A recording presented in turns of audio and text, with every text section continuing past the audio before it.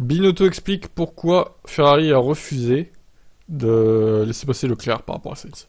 Pour moi, la radio, rien n'est venu, donc j'ai rien à commenter. J'aurais joué le jeu de l'équipe si on m'avait demandé. Je ne demande normalement pas ce genre de choses, mais évidemment, nous avons eu cette discussion avant la course. Poursuit Leclerc qui était très énervé, comme vous l'avez entendu dans les audios. C'est pourquoi j'ai posé la question.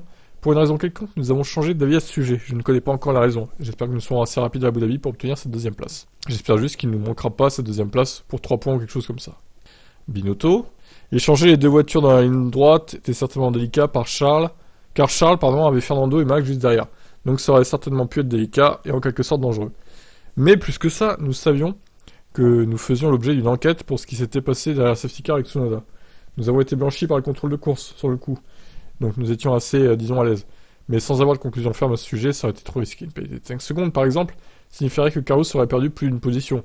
Donc pour le championnat constructeur, il était certainement préférable de s'en tenir en position et aux écarts en piste. Mais quel rapport avec Tsunoda, en fait Parce qu'ils l'ont dépassé,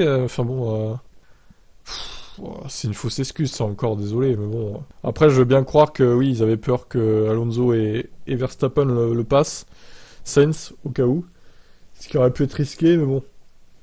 Bref, en tout cas, le Leclerc, il s'est fait un peu enfumer encore, là. Mais en même temps, j'ai envie de dire, Verstappen n'a pas non plus laissé passer Perez, donc, dans un cas comme dans l'autre, ils se sont fait avoir les deux. Je vous laisse commenter, ciao.